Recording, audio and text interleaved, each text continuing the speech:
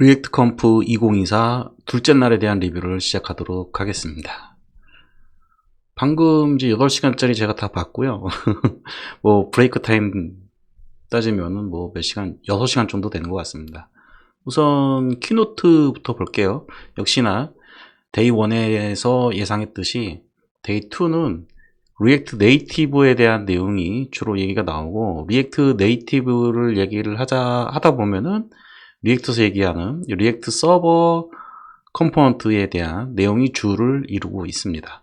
키노트를 먼저 보도록 하시죠. 키노트에서는 이제 리액트 네이티브의 현재 상황과 새로운 기능, 리액트 네이티브가 프로덕션에서 좀 준비가 됐느냐, 요 현상의, 요 현황에 대해서 얘기를 하고 있습니다. 첫 번째로 리액트 네이티브가 지금 어떤 상황이냐라는 것에 대해서 얘기를 하고 있는데, 저는 오늘 이거 보면서 처음 알았는데, 마이크로소프트 오피스 있죠? 그 다음에 윈도우 11에 보면 시작 화면에서도 리액트 네이티브를 사용하고 있다고 합니다.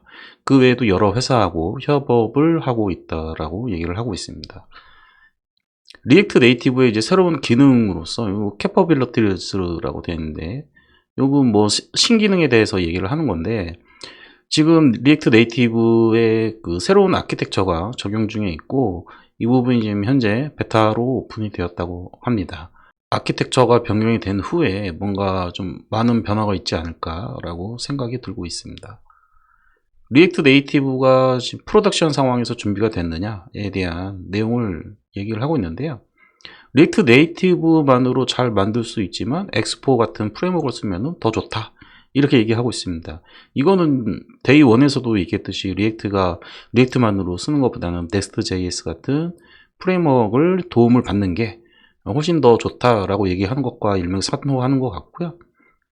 그래서 엑스포가 뭔지 몰라가지고 엑스포 보니까 expo.dev라는 사이트도 있고, 여기서 리액트 네이티브를 위한 SDK라든지, 제가 지금 여기는 SDK만 적었지만 그 외에 여러 가지가 있는데, 이런 부분들을 엑스포에서 제공을 해주고 있는 것 같습니다.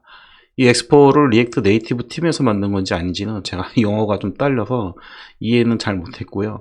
어쨌든 엑스포 같은 프레임워크를 사용하는 것을 권장한다 라고 얘기를 하고 있습니다. 키노트가 넘기고 나서 이제 그 세부 세션들이 이제 이어지는데요. 세부 세션에 대해서 좀 얘기를 해보도록 하겠습니다. 첫 번째 키노트 이후에 첫 번째 세션에서는 이제 아마존 개발자가 나와서 멀티 디바이스 환경에서의 리액트 네이티브 활용에 대해서 얘기를 해주고 있고요. 아마존 정도 되니까 뭐 이런 멀티 디바이스가 굉장히 중요한 상황이죠. 그 발표자가 말씀하시는데 멀티 디바이스 안 쓰면은 한숨 자도 된다고 농담을 하시더라고요. 어쨌든 저는 멀티 디바이스 별로 관심이 없어서, 회사가 작다 보니까 넘어가도록 하고요. 그 다음에 두 번째로 컴파일러, 이거 오타군요. 딥다이브인데, 리액트 컴파일러 데이 1에 얘기를 나왔었죠. 이 부분이 이제 리액트 네이티브에도 뭔가 적용이 되는 부분인 줄 알았는데, 그게 아니라 이제 데이 1에 얘기했던 리액트 컴파일러에 대한 연장선상에서 세션이 마련이 된 것 같습니다. 초반에 뭔가 코드에 대해서 막 언급을 하고 있는데, 가만히 제가 이제 보니까 펑셔널 스테이트리스를 만들고 사이드 이펙트는 이제 훅이 아니고 훅수죠. 훅수로 변경을 해줘야 된다는 얘기인데, 이게 자바 진영에서는 이미 10년 20년 전부터 나왔던 얘기죠. 아마도 이제 프론트도 뭐 그냥 가볍게 개발할 수 있는 그런 수준이 아니고, 이제 리액트도 뭐 이번에 19 버전 나오고 뭐 20 버전 이제 나오면은 어떻게 보면은 이제 백엔드만큼의 코딩 지식이 필요하지 않을까라는 생각이 좀 듭니다. 그래서 가볍게 프론트에 진입했던 개발자들이 조금 떨어져 나가지 않을까라는 생각이 좀 조심스럽게 예상을 해보겠습니다. 자바 진영에서도 이제 그런 시기가 좀 있었거든요. 그래서 여러분들이 이제 프론트를 하시는 분들도 조금 더 코드 쪽으로 좀 더 깊게 공부를 하셔야 될 것 같습니다. 이 스테이트리스라는 부분에 대해서는 오히려 자바를 공부하시면 훨씬 더 자료가 많거든요.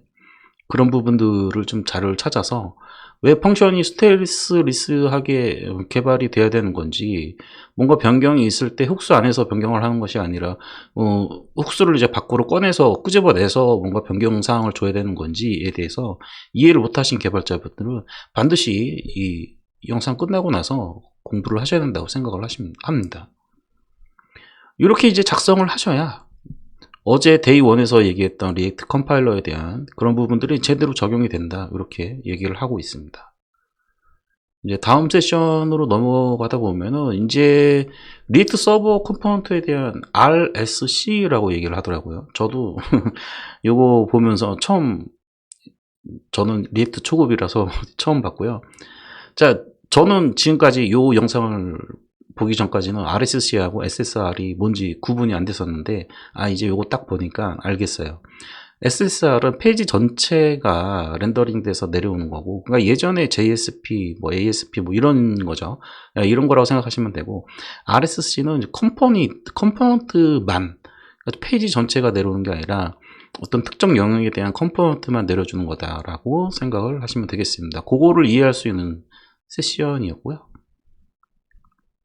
다음으로는 이제 리액트 리듬 앤 블루스라고 제목이 되어 있는데, 솔직히 제가 영어를 잘 못해서 뭔 얘기인지는 잘 모르겠는데, 어쨌든 내용을 그냥 그림만 쭉 보니까 리액트의 에코시스템이 리액트 코어에 어떻게 영향을 미쳤는지에 대해서 쭉 보여주고 있더라고요.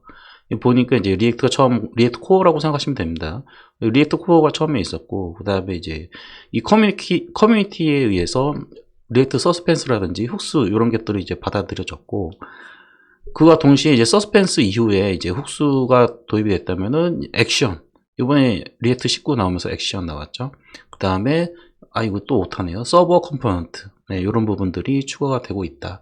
이 모든 것이 리액트 코어 단독 팀만에 의해서 이루어진 것이 아니라 리액트 에코시스템에 의한 커뮤니티에 의해서 주도가 되고 있다. 뭐 이런 얘기를 하는 것 같았고요. 예제 하나를 데모를 보여줬는데, 이제 RSC로 항공 자석인지 기차 자석인지는 정확히 기억이 안 나는데, 아마 항공 자석이었던 것 같은데, 항공 자석을 예약하는 과정을 RSC로 이제 구현한 형태를 보여주고 있었어요. 제가 데이 1에서도 이런 부분에 있어서 굉장히 인상적이었는데, 여기서 이 부분도 RSC로 이제 구현한 부분도 굉장히 인상적이었다라고 볼 수가 있겠습니다. 우리가 카카오톡에서 이제 KTX 예매를 할 수가 있잖아요. 할 수가 있는데, 이제 거기 보면은 어떻게 그 피드에 따라서 채팅처럼 이렇게 가는 게 아니라 페이지 넘어가는 방식으로 KTX 좌석을 예약하게 돼 있잖아요.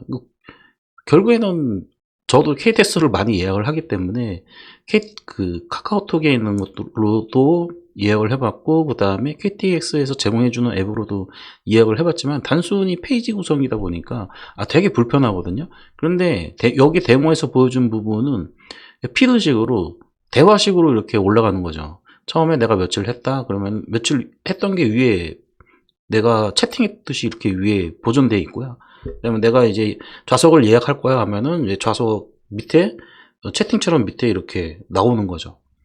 그런 식으로 나오다 보니까 굉장히 좋은데, 이런 부분들이 이제 RSC를 이용하지 않으면은 서버에서 컴포넌트만 내려주는 방식이 아니라면은 그 페이지에 대한 전체를 리로딩을 해야 되겠죠. SSR을 쓰더라도 페이지 단위로 이루어지는 거니까. 이런 걸 봤을 때 제가 볼 때는 RSC가 이제는 대세가 되지 않을까, 대세가 될 수밖에 없다라고 판단이 듭니다. 그리고 리액트를 네이티브 앱에 활용하는 이유가 바로 이제 RSC 때문에 하는 거고, 네이티브 앱만 이용했을 때는 RSC, 그러니까 서버 쪽에서 컴포넌트만 내려주는 방식은 사용할 수가 없죠. 모르죠. 뭐 안드로이드가 많이 발전하고, 그 다음에 iOS가 많이 발전을 해서 이런 이제 컴포넌트만 서버에서 내려주는 방식을 지원해 준다면 모르겠지만, 지금 당장으로는 리액트가 유일한 답이 아닐까라고 생각을 하고 있습니다. 다음 세션으로는 어쩌고 나오는데, 디버깅 관련된 내용인데, 이제 센트리라는 이제 회사의 개발자인 것 같아요.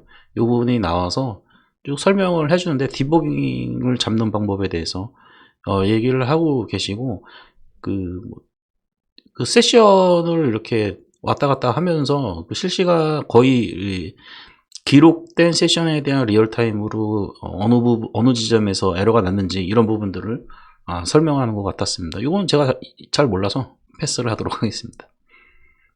다음 세션을 보도록 할게요. 웹 접근성 관련된 얘기를 이제 나오셔가지고 발표를 하셨는데요. 마침 그 발표한 날이 웹 접근성 인식의 날이라고 합니다. 그래서 매년 저도 이제 자료를 찾아보니까 매년 5월 셋째 주 목요일이 세계 웹 접근성 인식의 날이라고 얘기를 합니다.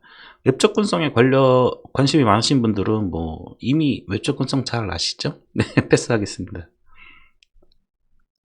다음으로는 피그먼트 CSS라고 하는데, 이제 서버 컴포넌트 시대에 CSS를 어떻게 사용할 것인가에 대한 얘기를 하고 있고, 피그먼트 CSS가 얘를 지원을 해주고 있다라는 얘기를 하고 있는데, 우선 이 세션이 시작될 때 그 발표자가 스타일드 컴포넌트를 몇 분이나 쓰고 계신가요? 하고 손 들어보세요 라고 하니까 이제 거기 앞에 앉아 계셨던 분들이 한 절반 정도가 손을 드셨던 것 같아요. 뭐 40% 뭐 이런 얘기가 나온 거 보니까 짧은 영어 실력에 절반 많은 분들이 이제 스타일드 컴포넌트를 이용을 하고 있는 것 같고요. 이제는 RSC죠. 서브 컴포넌트 시대에는 별도의 피그먼트 CSS 같은 별도의 지원 도구가 필요하지 않을까라고 얘기를 하고 계십니다. 그 GitHub 요 URL도 제가 이렇게 조사를 해가지고 링크를 걸어놨고요. 한번 관심 있으신 분들은 피그먼트 CSS로 한번 검색을 해보시기 바랍니다. 다음 섹션으로는 파셜 컴퓨팅이라고 되어 있는데요. 그 개발 잘 모르신 분들이 보면 되게 신기한 그런 세션이기도 합니다. 발표자가 그 애플 비전 있죠? 그걸 쓰고 이렇게 등장을 하셨는데 물병을 들고 등장을 하셨거든요. 근데 비전 쓰면 앞에 보이는 걸로 알고 있는데 물통을 이렇게 거꾸로 뒤집어서 쇼했는지 아닌지는 잘 모르겠지만 의도적이었는지 아닌지는 잘 모르겠습니다. 어쨌든 공간 컴퓨팅 있죠. 그 메타 쪽에는 퀘스트라는 게 있고 애플에는 애플 비전이 있고 그 안에서 이제 VR에 대한 그 UI를 이제 리액트를 사용하는 것에 대한 내용을 쭉 얘기를 해주고 있고요. 리액트 네이티브를 이용해서 이제 스마트폰하고 VR 기기에서 이제 앱 구현한 데모를 이렇게 보여주고 있고, 요 발표자분이 이제 콜스택이라는 곳에서 일을 하시는 것 같습니다. 저도 요 영상 녹화 끝나면 한번 콜스택 쪽 한번 들어가서 내용을 한번 봐야 될 것 같아요. VR 쪽은 제가 잘 몰라서요. 다음 세션으로 넘어가 보면은 이넨싱 폼즈인데요. 요거는 데이 1에 그 폼 액션에 대해서 이미 얘기를 어제 많이 했죠. 요거 패스하겠습니다. 자, 다음으로 이제 마지막 세션입니다. 리액트 네이티브의 다음 세대가 뭐 어떻게 돼야 되는가 라는 거에 대해서 쭉 얘기를 하고 있는데, 이제 크로스 플랫폼으로서의 리액트를 이제 구현해주기 위해서 리액트 네이티브가 필요하다라는 얘기를 하고 있고, 그다음에 레이어즈 오브 리액트 앱이라고 되어 있는데 실질적으로는 리액트 네이티브입니다. 네이티브를 얘기를 하는 거고, 이 리액트 네이티브에 대한 레이어 어떻게 구성이 되어 있는가를 쭉 설명을 하면서 맨 아래쪽에 이제 안드로이드도 뭐 이렇게 디바이스들이 맨 밑에 자리 잡고 있고 그 위에 이제 리액트 네이티브가 위치하고 있고 리액트 네이티브 위쪽에 이제 리액트가 위치를 하고 있다. 그리고 나서 지금 리액트 네이티브 팀에서 이제 준비를 하고 있는 게 좀 관심을 가지고 개발을 하고 있는 게 리액트 위쪽에 리액트 스트릭트 돔이라는 거다. 이런 얘기들을 하고 있습니다. 그러면서 이제 세션 마지막 정도에 이제 코드를 한 번만 작성하면 모든 곳에서 사용 가능한가? 이거죠? 그거? 원유즈 어쩌고저쩌고. 노라고 당연하게도 노라고 얘기를 하고 있고요. 발표자가. 그러면서 이제 리액트 네이티브의 그 정체성에 대해서 좀 얘기하는 장표가 하나 나오는데 모든 플랫폼을 만족시키는 것이 목표가 아니다라고 얘기를 하고 있습니다. 그래서 상식적으로 코드를 공유해야 할 곳에서는 공유되게끔 하는 게 리액트 네이티브의 목표이고, 이렇게 어떤 그 리액트 네이티브의 개발 범위를 제한함으로써 플랫폼 차별화에 더 많은 시간을 할애할 수 있다라고 얘기를 하고 있습니다. 플랫폼 차별화라고 하는 것은 뭐 안드로이드, 뭐 iOS 뭐 이런 것들을 얘기하겠죠. 이런 것들의 특화된 기능에 훨씬 더 조금 더 집중을 해서 우리 리액트 네이티브 팀이 개발을 할 거다 이렇게 얘기를 하고 있고요. 가장 첫 번째 이정표, 리액트 네이티브가 바라보고 가야 되는 그 부분에 있어서는 웹 호환성이 북극성이다. 이렇게 얘기를 하고 있습니다. 이렇게 해서 리액트 컴프 둘째 날은 리액트 네이티브와 그 다음에 RSC를 중심으로 해서 이 세션들이 진행이 됐고요. 데이 1하고 데이 2 리뷰를 이렇게 마무리를 해보도록 하겠습니다.